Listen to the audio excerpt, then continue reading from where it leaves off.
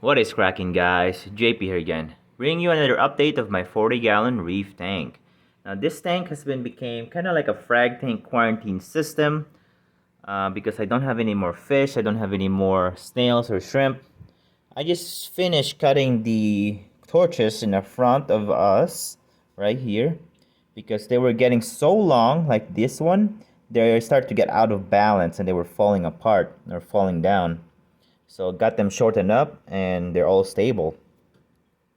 What I usually do is I got one of these trays, just a plastic tray so it doesn't get my carpet wet. I got one of my Gorilla Super Glue Gel, make sure it's the gel version. Got one of my bone cutters from hardware store. I usually fill up 2 cups of salt water from my display. I filled this only about half right here, and then I fill this about half also. What I have two is one for holding the coral and one is for getting the glue dry off and clean off the frag plug. So for example, I'll get a coral. I actually will put the coral right here, just let it sit there. While that's sitting, I got one of my frag plugs. Just imagine this is one of the frag plugs. I put the glue in. If example, if I need frag plugs, I would put glue in all of those 3 and actually will dip this on the salt water. Dip all them 3. Why I dip them is it will start to harden or cure the super glue. And then while that's hardening, I will actually grab my cutter and start cutting the coral apart. And then once I'm all done, I glue them in individually and then actually dip it kind of well stabilized like this so that to remove that excess glue that will come out once you put it in the water, and it will start hardening up even more. And once it's all settled, I put it in the aquarium. Uh, Tip for today is if you are using a Dremel that want to have the wheel or a saw, then you don't have to worry about cracking. But since you are using these kind of tools, you don't want to get too close to the flesh when you're fragging because you risk of like cracking it all the way to the skeleton.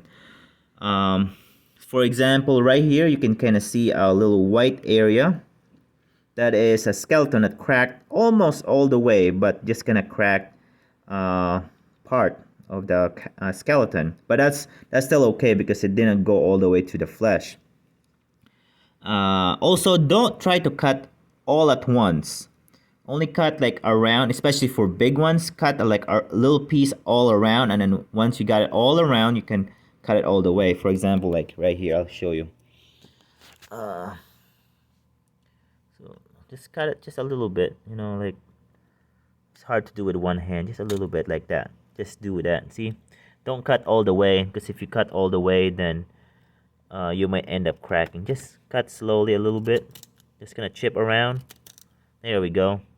So yeah, that's not too bad of a clean break. And then once you got that, you can actually clean this up. You know, you got a little flat piece right here. So that's where you can glue it. So yeah, if it's so big, especially like this, sometimes your cutter can't cut all the way around. So it's gonna be hard. But sometimes it does work out, but you don't have a lot of control. So you basically are scoring the skeleton around first before cutting it all the way straight. That way you less have a risk, less risk of fracturing it or cutting through or cracking the bone. I still need to cut these pieces right here, all of these right here. As you can see, this piece is already growing kind of that way, and it's getting this heavy, so it started to fall this way. So I need to cut right here. So 3 heads actually here, and then yeah. And they grow so quick in my aquarium, especially it's a little bit turbid. Nitrates is like 10 to 20. So they like a little bit higher nitrates, I guess, because they can use it as nutrients. They're already opening up a little bit, so that's good.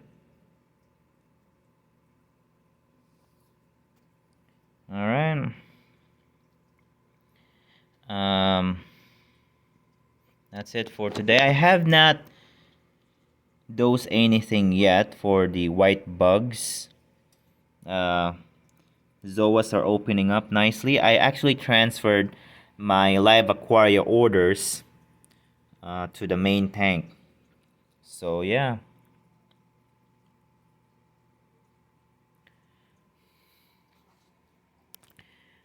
Yeah, I'll keep propagating these and just let them grow. I don't know what strain this is. This is just a regular green torch, but I found around they call it green Hulk, Hulk torch, green hammer. I mean green hammer, green torch, green torch, blue tips or white tips. But in intense lighting or very blue lighting, you will actually see some yellowish on them, on the bot or near the mouth. So which is crazy. Man, this has been aquacultured for 5 years. Crazy. All right. Well, thanks for watching, guys, and see ya on the next update. Adios.